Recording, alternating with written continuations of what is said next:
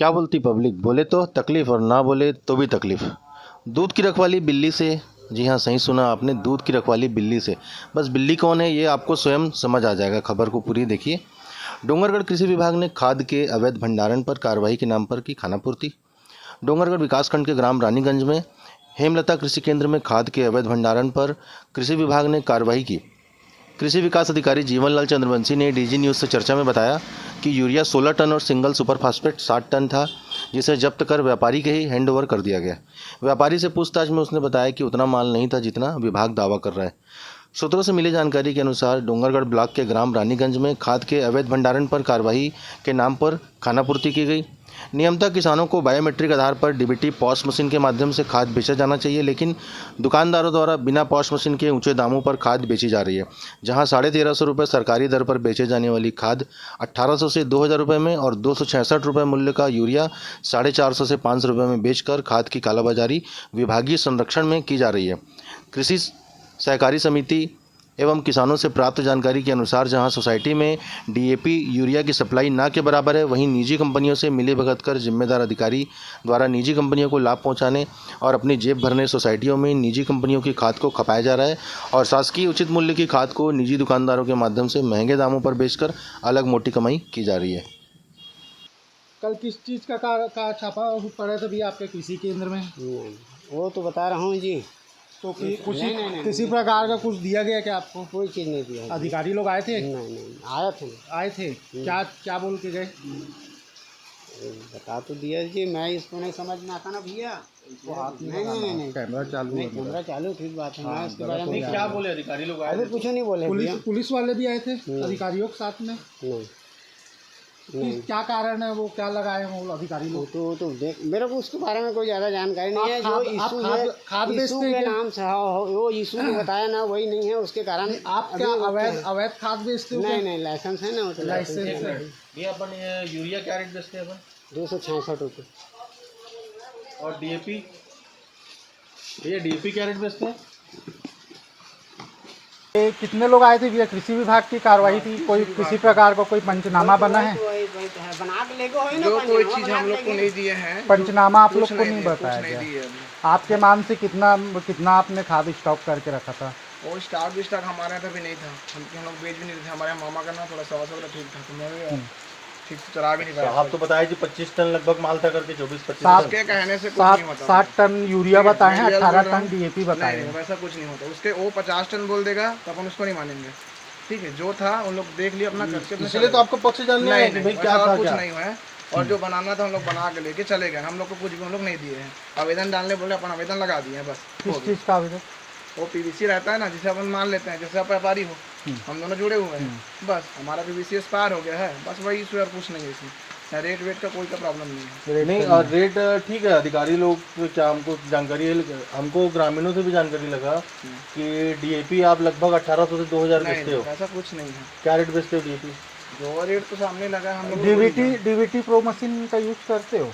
DBT या pro machine है? लेकिन अभी बंद हो गया। अभी बंद हो गया ना, पॉस मशीन। उसी कारण से ज़्यादा दिक्कत हुआ। अभी सब मंत्रा बंद कर दिए बीच में मशीन। हाँ। तो मंत्रा बंद कर दे, मशीन के लिए अप्लाई किया तो मशीन आने वाली है मेरी। तो अभी बिना पॉस मशीन के मतलब चला? अभी तो नहीं, बंद करवा दिया ना इन लोग को। वो तो कल बंद करवाए ना, उसके पहले पॉस मशीन हम लोग माल ही नहीं बेच रहे थे। माल नहीं बेच रहे थे तो इतनी बड़ी मात्रा में स्टॉक कैसे फिर आ गया भैया? वो स्टॉक कैसे रहेगा भैया? वो हमारा डीलर सब चीज़ बताएगा। जैसे डीलर आपके पास तो वो पत्र ही नहीं है। नहीं वैसा कुछ नहीं है, उसके कहने में नहीं होता। वो एक्सपायर जैसे हो गया है उसको डाल दिए हैं। अच्छा, ये चालू होगा ना पॉस मशीन, तो हम लोग बेचना चालू करेंगे। स्रोत प्रमाण पत्र नहीं था आपके पास, इसीलिए प्रमाण पत्र बस एक्सपायर हुआ है, उसको लेकर हम लोग ना बना के दे दिए हैं बस, और कुछ नहीं है उसमें। जैसे स्टॉक बोल रहे हो ना, स्टॉक जैसे कुछ भी रहा है उसमें, जब तक वो पॉस मशीन नहीं आएंगे तो हम लोग चालू नहीं करेंगे। हमारा जब तक वो बन के नहीं आएगा, तब तक बन के आएगा तो हम लोग चालू करेंगे। ये आगे हम लोग को जवाब देना पड़ता है ना। ये दिक्कत है बस, और कुछ दिक्कत नहीं है। ना इसमें कोई रेट का इशू है, ना और कोई चीज़ का उसमें कुछ बनाया नहीं है, बस इतना ही बोले हैं। ठीक है भैया। इन्फॉर्मेशन आपको कोई गलत दिया है कि दुनिया भर का जब बोल रहा है ना ग्रामीण क्षेत्र वाले, वैसा कुछ इशू हम लोग का नहीं है। सामने लगा हुआ है, नहीं देख पाए थोड़ा सा। आपका डीलर कौन है भैया? राम गोपाल। सर, कल रानीगंज क्षेत्र में अवैध खाद भंडारण या किस मामले को लेकर के कृषि विभाग की कार्रवाई हुई, थोड़ा विस्तार से बताएं। हम लोग रानीगंज गए थे, वहाँ पे हेमलता कृषि केंद्र संचालित है। तो वहाँ पे जाने के बाद जब हम लोगों ने वहाँ का निरीक्षण किया तो बिना स्रोत प्रमाण पत्र के वहाँ पे खाद का रखा जाना पाया गया और उसके अंतर्गत हम लोगों ने कार्रवाई की और उस खाद को जब तक स्रोत प्रमाण पत्र कंप्लीट नहीं हो जाता तब तक उस खाद को जब्ती बनाकर उन्हीं के हाथों हमें सुपुर्द कर दिया गया है।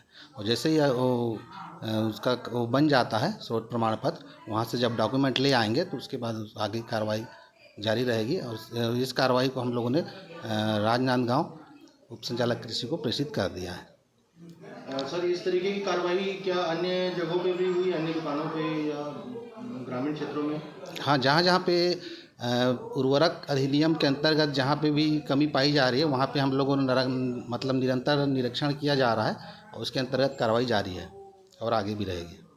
सर, कई जगह ग्रामीण क्षेत्रों में और शहरी क्षेत्रों में ये शिकायत मिल रही है कि मतलब नकली खाद का भी बड़ी मात्रा में भंडारण है और अवैध रूप से क्षमता से अधिक भंडारण भी बड़ी मात्रा में है। नहीं, अभी ऐसी कोई शिकायत नहीं आई है और जहाँ पे शिकायत आती है हम लोग वहाँ पर जाकर तुरंत कार्रवाई करेंगे। ऐसे लिखित में अभी किसी प्रकार की मतलब शिकायत अभी प्राप्त नहीं हुई है। ये मतलब धान सोसाइटियों में के माध्यम से जो खाद किसानों को दी जानी चाहिए वहाँ पर अभी बहुत शार्टेज बताया जा रहा है, जबकि मार्केट में ओवर रेट में खाद बेची जा रही है। इस संबंध में क्या कहेंगे? अभी ऐसे कोई से शिकायत नहीं आई है कि ओवर रेट में अभी मार्केट में कोई खाद मिल रहा है और सोसाइटी के माध्यम से जितनी भी खाद बिक रही है वो सब सरकारी रेट पे दी जा रही है और अभी लगभग मेरे ख्याल से किसी सोसाइटी में ऐसी कमी नहीं है और आने वाले समय में शायद राज्य शासन द्वारा इसकी पूर्ति की जा रही है, उसके आधार पर हम लोग खाद दे रहे हैं। सर, ये खाद का जो शासकीय मूल्य क्या है? वो सभी का अलग अलग है, उस सूची रखी है मेरे पास, उसको देखने जो यूरिया का, डीएपी का? जी, यूरिया का 266 रुपये 50 पैसा है, डीएपी का 1350 रुपये है। और मार्केट में जो ब्लैक में जो बेच रहे हैं दुकानदार, जो निजी दुकानदार, उनके द्वारा क्या रेट में बेचा जाना है सर? अभी तो ऐसी कोई शिकायत प्राप्त नहीं हुई है कि ज़्यादा रेट में कहीं मिल रहा है। अगर शिकायत सोसाइटी के अलावा मार्केट में जो बेचे जाने वाले मतलब खाद का मूल्य क्या है? सेम रेट रहेगी, सेम रेट रहेगी, निजी हो चाहे सरकारी, मतलब समितियों में। इससे ज़्यादा मूल्य पे यदि कोई दुकानदार बेचता है तो उस पर कार्रवाई की जाएगी। और सर, नाम और पद बता देंगे। मैं जीवन लाल चंद्रवंशी, कृषि विकास अधिकारी, डोंगरगढ़।